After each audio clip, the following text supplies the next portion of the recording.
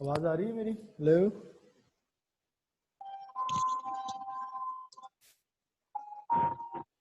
जी sir आ रही है। जी sir आ रही है।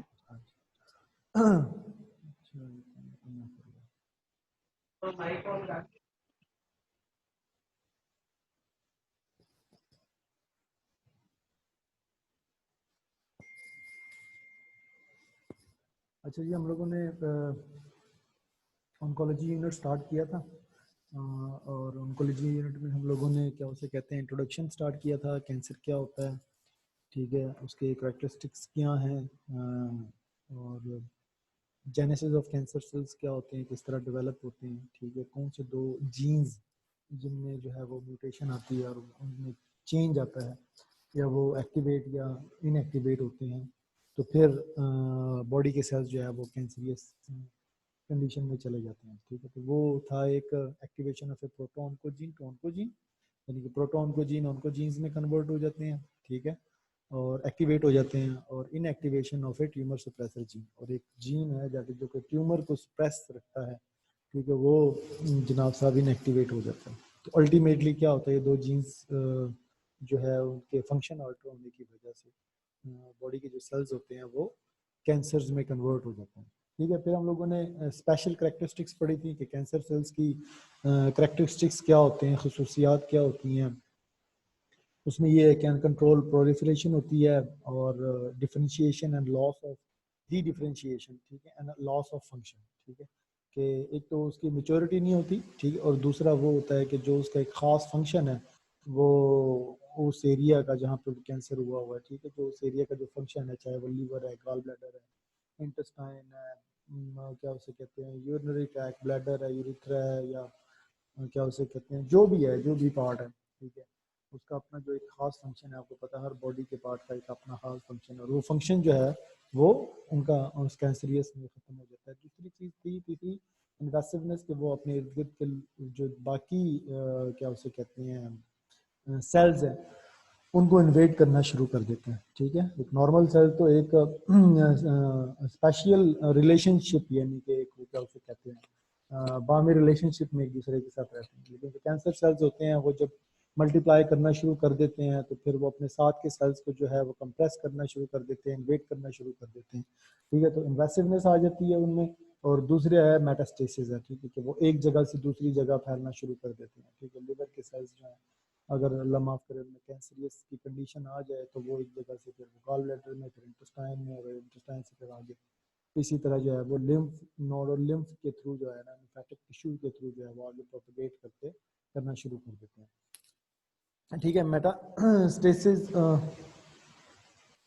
Metastases are the secondary tumor formed by the cells that have been released from the initial or primary tumor, ठीक है।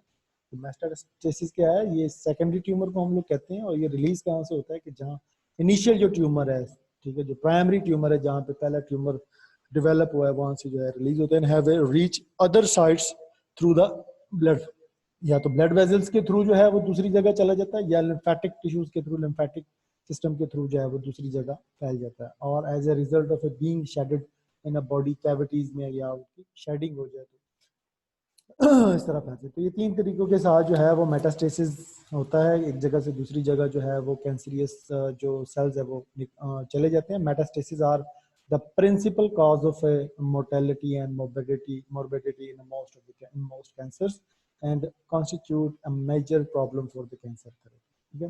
तो मेटास्टेसिस जो है वो मेजर थेरेपी है, सॉरी मेजर प्रॉब्लम है फॉर द कैंसरस थेरेपी, क्योंकि जब वो फैल जाता है एक जगह से दूसरी जगह चला जाता है तो फिर उसको कंट्रोल करना बड़ा मुश्किल होता है। अगर वो एक जगह पे है तो उसको आप रिमूव भी कर सकते हो, उसके बाद में कीमोथेरेपी भी कर सकते हो, लेकिन अगर वो स्प्रेड हो जाए तो फिर वो स्प्रेड होता जाता है और फिर वो कंट्रोल नहीं होता। यही इसकी सबसे बड़ी जो है वो प्रॉब्लम है। अब अगर हम लोग पिक्चर के रू से देखें या क्या होता कहते हैं लेआउट देखें, तो क्या दो चीज़ें हैं इसमें। एक है एक्वायर्ड म्यूटेशन, ठीक है, इसमें केमिकल है, वायरस है, रेडिएशन है, ठीक है। रेडिएशन में जो एक्सरे है, एमआरआई है, सीटी स्कैन्स है, ये जितनी भी रेडिएशन हैं these are all the carcinogenic in nature, ठीक है। और इनहेरिटेड म्यूटेशन ये है कि वरासतन अगर किसी के जीन में कोई जो है वो फर्क आ चुका हुआ है, कोई जीन जो है वो ऑल्टर हो चुका हुआ है, ठीक है, तो वो एक अलग बात है, ठीक है। अब ये दोनों एक्वायर्ड म्यूटेशन या इनहेरिटेड म्यूटेशन ये किस चीज कि वो है अल्टर्ड जीन एक्सप्रेशन, ठीक है। जीन एक्सप्रेशन अल्टर होते हैं तो उससे फिर क्या होता है, वही चीज आ जाती है, प्रोटॉन को जीन ऑन्कोजीन में कन्वर्ट हो जाता है and decrease expression of a tumour suppressor gene, यानी कि ट्यूमर सुप्रेसर जीन जो है वो इनएक्टिवेट हो जाता है, ठीक है। तो उसमें दूसरे पार्ट दूसरे फैक्टर जो है जिसको हम लोगों ने क्या उसे कहते हैं, क्या नाम दिया था, एपी क्या था यार, एपी कार्सिनोजिन था ये क्या था, यहाँ पे मेरे जहन से नाम निकल गया। Epigenetic factor sir. हाँ एपिजेनेटिक फैक्टर, ठीक है। तो वो बाकी जो एपिजेनेटिक फैक्टर्स हैं वो भी इसमें रोल प्ले करते हैं, अदर फैक्टर्स जो होते हैं। अल्टीमेटली क्या होता है जी, दो चीजें हो जाती हैं, अनकंट्रोल सेल्फ प्रोलिफरेशन स्टार्ट हो जाती है, डिफरेंशिएशन स्टार्ट हो जाती है कि जब प्रोटॉन को जीन ऑन्कोजीन में कन्वर्ट हो जाता है। और दूसरा क्या है कि डिक्रीज अपोप्टोसिस, ठीक है, अल्टरेशन इन द टेलोमेरेज, ठीक है, टेलोमेर यानी कि अपोप्टोसिस। अपोप्टोसिस क्या है, that is the cell death, ठीक है। तो एक तरफ सेल डेथ खत्म हो जाती है और दूसरी तरफ क्या होता है कि उसकी proliferation dividing of the cells वो इंक्रीज होते जाते हैं, ठीक है। और डी डिफरेंशिएशन और लॉस ऑफ फंक्शन वो भी साथ में जो है वो आ जाता है।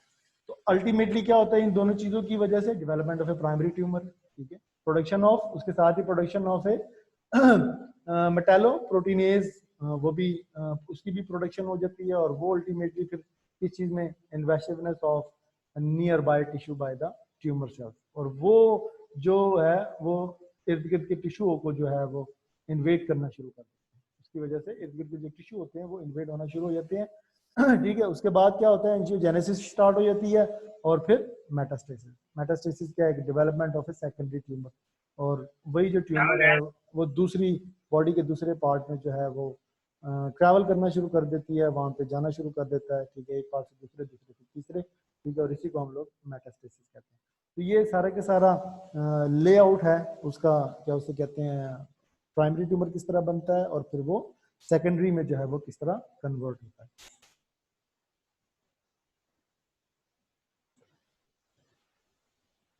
आगे टाइप ऑफ ट्यूमर कौन कौन से हैं, कौन कौन से टाइप ऑफ ट्यूमर्स हैं, कितने किस्म के होते हैं। Tumour are a group of abnormal cells, ये तो आपको पता ही है, दैट फॉर्म ए लम्प्स और ग्रोथ, ठीक है। They can started in any one of the trillion of the cells in our body, ठीक है, कि ट्रिलियन सेल्स में से कोई एक सेल जिसमें जेनेटिक चेंजेस आती है तो वो ट्यूमर बनाता है, ठीक है, वो ट्यूमर वहां से स्टार्ट होता है।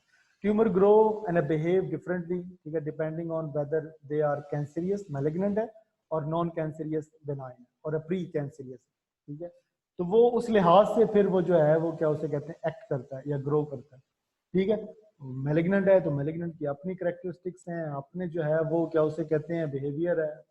बेनाइन है तो उसका अपना है, ठीक है, बेनाइन या प्री कैंसरियस है तो उसका अपना एक बिहेवियर है, अपना एक जो है वो स्टाइल है। उसके बाद एक कैंसरियस ट्यूमर क्या होता है, cancerous tumour can started in any part of the body when the cancer cell form a lump or growth, it called a cancerous tumor, and tumor is cancerous when, कब cancerous होता है, grow into a nearby tissue, यानी कि दूसरे, यानी कि अगर liver cells को उसने कैप्चर कर लिया तो वो गाल ब्लैडर में भी स्टार्ट हो जाता है ग्रो करना। As a cell that can break away and travel through the blood और a lymphatic system and spread to the lymph node and a distant part of the body, ठीक है, कि वो ब्रेक अवे और travel हो कहाँ पे, blood के थ्रू, लिम्फेटिक सिस्टम के थ्रू, लिम्फ नोड में जाके स्प्रेड हो जाए और दूसरे जो बॉडी के पार्ट है वहां पे स्प्रेड हो जाए, तो तब हम उसको कैंसर कहेंगे। A cancer that spreaded from a first place it started called a primary tumor उसको कहते हैं, जिस तरह हम लोगों ने पीछे पढ़ा था। To the new part of the body metastatic cancer उसको कहते हैं। When the cancer spread and developed into a new tumor, the new tumor called metastasis उसको कहते हैं। ठीक है, कि जहां से वो स्प्रेड होना स्टार्ट हुआ, जहां पे वो डेवलप हुआ, उसको हम लोग प्राइमरी ट्यूमर कह देते हैं, और फिर वो ट्रैवल करके दूसरे पार्ट ऑफ द बॉडी में चला जाए तो उसको मेटास्टैटिक कैंसर कहते हैं। और वहां पे जाके एक नया ट्यूमर अगर क्रिएट कर दें उसको हम लोग मेटास्टैसिस भी कह देते हैं और सेकेंडरी ट्यूमर भी कह देते हैं। तो ये कैरेक्टरिस्टिक्स हैं कैंसर्स की, पीछे भी आपने पढ़ ली। ठीक है, कि एक तो अनकंट्रोल प्रोलिफरेशन है, एक इन्वेसिवनेस है, और दूसरा जो है सबसे जो मोस्ट इंपॉर्टेंट चीज है that is travelling from one place to another place.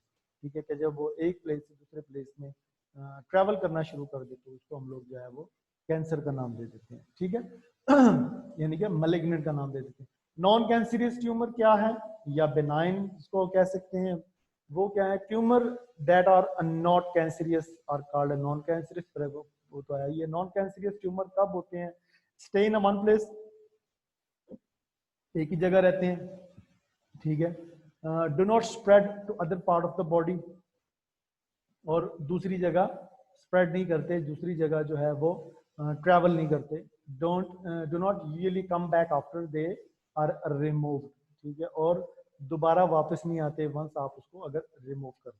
ठीक है, tend to have a regular and smooth shape and having a covering called capsule. ठीक है, उनके ऊपर एक कवरिंग होती है जिसको हम लोग कैप्सूल कहते हैं। अंडर माइक्रोस्कोप देखें तो उनका शेप जो होती है वो भी स्मूथ एंड रेगुलर होती है। ठीक है, and may be move easily into the in the tissue, और उस टिश्यू में जो है वो मतलब मूव करते हैं उसी टिश्यूज के अंदर जो है।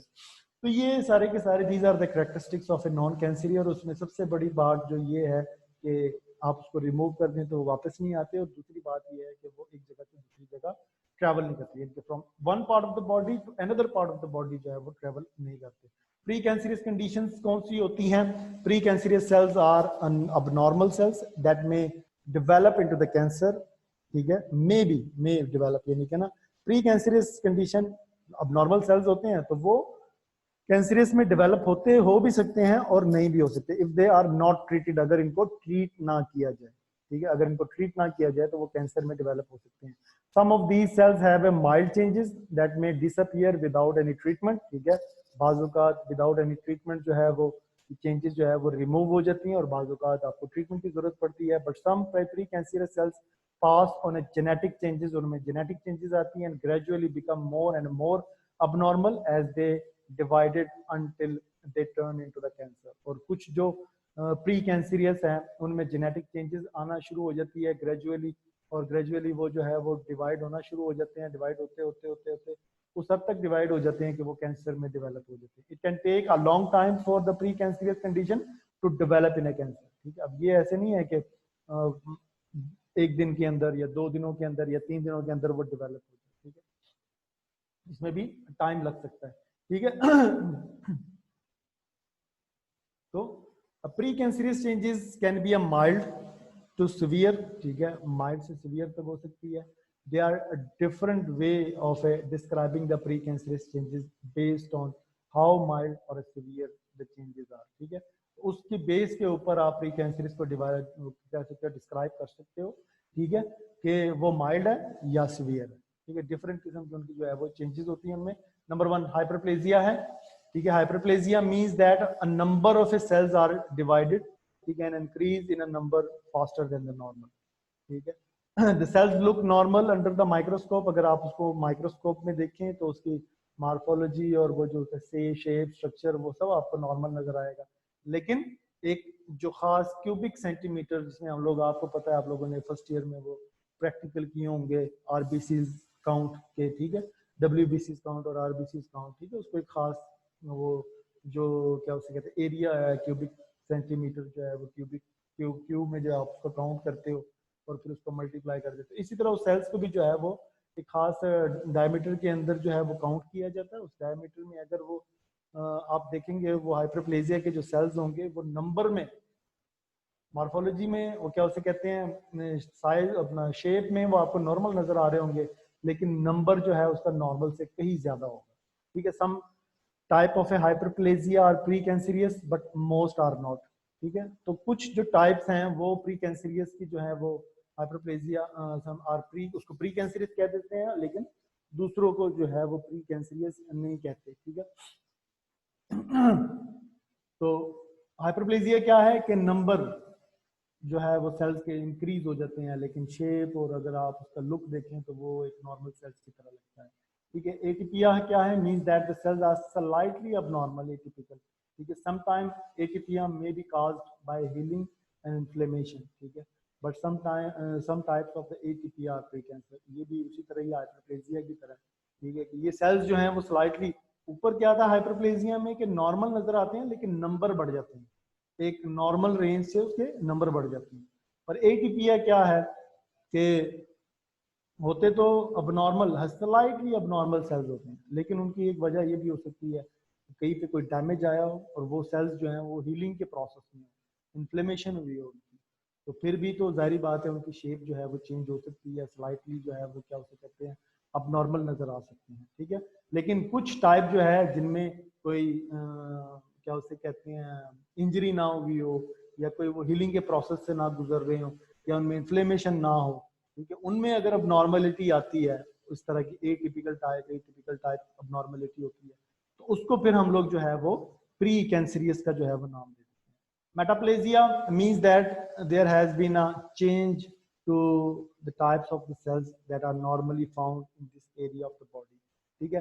The cell look normal but they are not the type of the cells that are normally found in that tissue, ठीक है, और द एरिया, ठीक है। Most of the metaplasia are not precancerous but some are, ठीक है। तो ये तीन किस्म की जो है वो प्री कैंसरियस टाइप्स हैं, तो तीनों किस्म की बाजू का प्री कैंसरियस तो उसको कह भी सकते हैं, बाजू का नहीं कहते। तो मेटाप्लेजिया क्या है कि ये जो सेल्स हैं वैसे तो आपको नॉर्मल नजर आएंगे कि नॉर्मल एक नॉर्मल सेल्स की तरह होंगे, लेकिन बॉडी के उस पार्ट में होंगे जहां पे उनको नहीं होना चाहिए, ठीक है, उससे थोड़े से मुख्तलिफ नजर आ रहे होंगे, ठीक है। तो मोस्ट ऑफ द मेटाप्लेजिया जो है वो प्री कैंसरियस नहीं भी हो सकते और कैंसरियस प्री कैंसरियस हो भी सकते हैं, ठीक है। तो ये तीन किस्म के हैं। हाइपरप्लेजिया है, उसमें नंबर बढ़ जाते हैं, सेल्स जो होते हैं वो आपको नॉर्मली नजर आ रहे होते हैं, लिवर सेल्स हैं तो वो लिवर सेल्स की तरह ही नजर आएंगे लेकिन बट नंबर बढ़ जाएंगे। आरबीसीज हैं तो वो आरबीसीज की तरह ही नजर आएंगे बट उनका नंबर बढ़ गया होगा, ठीक है। व्हाइट ब्लड सेल्स हैं तो व्हाइट ब्लड सेल्स की तरह नंबर नजर आएंगे, उनके नंबर सेल्स बढ़ जाएंगे। इसी तरह जो डर्मस है, एपिडर्मस है, ठीक है, उसी तरह के सेल्स होंगे बट एक खास डायमीटर में उनका नंबर बढ़ जाएगा। एटिपिया क्या है कि एटिपिकल अबनॉर्मलिटीज होती हैं उनमें सेल्स में, ठीक है, कि वो अबनॉर्मलिटीज या तो किसी हीलिंग की वजह से भी आ सकती है, इंजरी भी हो सकता है, ठीक है, और इंजरी के मुकाबले में हीलिंग हो रही है, इन्फ्लेमेशन हो रही है उसके रिस्पॉन्स में और फिर वो हीलिंग प्रोसेस में जा रहा है, तो ऑब्वियसली तब भी सेल्स का जो है वो क्या उसे कहते हैं स्ट्रक्चर जो है वो चेंज हो सकता है। मेटाप्लेजिया क्या है कि कुछ आपने डर्मस और एपिडर्मस की जो है वो देखी है, क्या उसे कहते हैं स्लाइड देखी है, तो उसमें कुछ आपको सेल्स जो हैं वो वैसे तो नॉर्मली आपको नजर आ रहे हैं कि अगर एक सेल्स की तरह ही नजर आ रहे हैं, बट वो उस जगह के सेल्स नहीं होते, जो एक खास करेक्टरिस्टिक्स है उस सेल्स की, उस करेक्टरिस्टिक्स से उसकी मैच नहीं करते, तो उसको हम लोग मेटाप्लेजिया कह देते हैं, ठीक है। और मेटाप्लेजिया ये सारी की सारी तीन किस्म की जो टाइप्स ऑफ प्री कैंसरियस है, तो ये तीन किस्म की प्री कैंसरियस जो है ये प्री कैंसरियस हो भी सकती हैं और नहीं भी हो सकती। और प्री कैंसरियस क्या है कि उनको अगर आप ट्रीट नहीं करते, ठीक है, रिमूव नहीं करते, ट्रीट नहीं करते, ठीक है, और after some time, after long time, ठीक है, वो कैंसरियस में कन्वर्ट हो जाती है, ठीक है।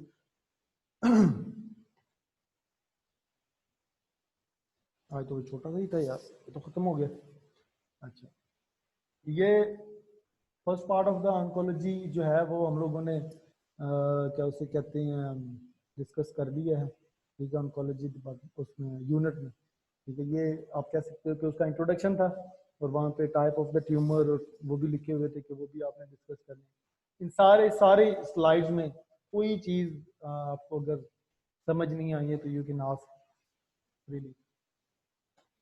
है कोई पूछने वाली बात?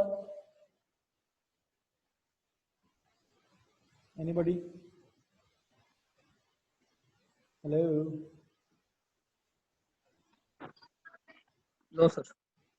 श्योर हो? अच्छा मुझे ये बताओ कि फाइनल ईयर में कितने लोग प्रमोट हुए हैं आपकी क्लास में से? तो हेलो, किसी को पता है जी सर। कितने लोग प्रमोट हुए हैं? सर राउंड अबाउट 18 या 20। 21 सर। 21। आप में से कुछ लोगों ने तो मतलब मेरे ख्याल से थर्ड ईयर के या सेकंड ईयर के भी पेपर दिए थे ना? हाँ जी सर। अच्छा अच्छा, तो आप वो फोर्थ ईयर के देंगे, फिर आपके साथ फाइनल ईयर में आएंगे। हाँ जी इंशाल्लाह सर। चलो अल्लाह तारीफ करे, ठीक है। ओके जी, सर अल्लाह वैसे हाफिज़। जी जी। सेकेंड एनुअल कब तक हो सकता है? यार सेकंड एनुअल सितंबर का कह रहे हैं, सितंबर के फर्स्ट वीक में। तो उम्मीद है, अब तो बहुत लेट हो गया मेरे ख्याल से, इससे लेट नहीं करेंगे। इससे लेट करेंगे तो फिर फाइनल बहुत जो है वो डिस्टर्ब हो जाएगी। जी ये सर। पूरा साल ही आप डिस्टर्ब ही समझो। सितंबर की डेट उन्होंने ना वर्बली दी है, रिटर्न नहीं दिया अभी। ठीक है, जब तक रिटर्न नहीं आएगा ना तब तक उसको कंफर्म ना समझो, मैं ऐसे कहता हूँ। लेकिन ये है कि ठीक। सितंबर का ज़हन में रख के ना आप अपनी तैयारी स्टार्ट कर दो, जितनी भी है, जो भी जिसने पहली दफ़ा क्लियर होना है और जिन्होंने जो सप्ली देनी है, ठीक है, तो वो अपनी तैयारी जी स्टार्ट कर दें। ठीक है, इस हवाले से सितंबर का फर्स्ट वीक ज़हन में रख के, ठीक है, ताकि अगर बाद में भी हो कम से कम आप लोगों की तैयारी तो हो ना। ठीक है, चलो ठीक है, ओके। अच्छा नेक्स्ट वीक हो सकता है हम सर लोग, सितंबर से पहले तो नहीं होंगे? यार ये मैं कंफर्म नहीं कह सकता कि सितंबर से। फिर मैंने कहा है कि उन्होंने वर्बली कहा है। अब वो रिटर्न भेजते हैं तो पता नहीं वो अगस्त के एंड में ना ले लें या सितंबर के मिड में ना ले लें। वर्बली कहा हुआ है उन्होंने वैसे ही ना। ठीक है, वैसे अगर आप रिजल्ट लगाओ तो रिजल्ट की 40 दिनों के अंदर जो रूल है ना, वो ये है कि 40 दिनों के अंदर आपने पेपर स्टार्ट करना है।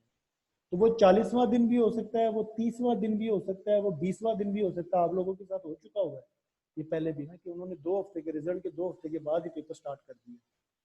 ठीक है, तो आप 40 दिनों का रिजल्ट की डेट देख लो और 40 दिनों का जो है वो गैप देख लो, उसके अंदर अपनी तैयारी जो है वो पूरी करो। फिर चाहे वो 2 हफ्तों के अंदर ले लें या 1 महीने के अंदर ले लें या 40 दिनों के बाद ले लें। ठीक हो गया? सर फिर रिजल्ट कार्ड लेने के लिए कॉलेज तो हमें आना पड़ेगा, तो फिर कॉलेज इसका मतलब ओपन होगा पहले ही, टाइम कॉलेज से जा पहले ही रहे ओपन हैं यार, होगा? कोई ना कोई जा रहा है वहाँ पे ना। कभी बिलाल साहब चले जाते हैं, कभी कोई ना। तो रिजल्ट कार्ड आएंगे तो डेफिनेटली रिजल्ट कार्ड के लिए वो सारे वहाँ पे अवेलेबल होंगे। आप डार साहब से या बिलाल साहब से कांटेक्ट कर लो ना, उनसे फ़ोन पे बात कर लीजिए, उनको पता होता है कि रिजल्ट कार्ड कब आने हैं। मेरा ख्याल है कि अब रिजल्ट कार्ड ये कल तक आ जाएंगे, या अभी कुछ के तो शायद आज आ गए हों या कल आ गए हों, और जुम्मे तक तो फाइनल आ ही जाएंगे। तो आप कांटेक्ट कर लो, जब भी कलेक्ट करने होंगे तो वो आपको बता देंगे कि आप मंडे को आ जाओ या ट्यूसडे को आ जाओ। ठीक है, और कुछ बस करें फिर? ओके जी, अल्लाह हाफिज़।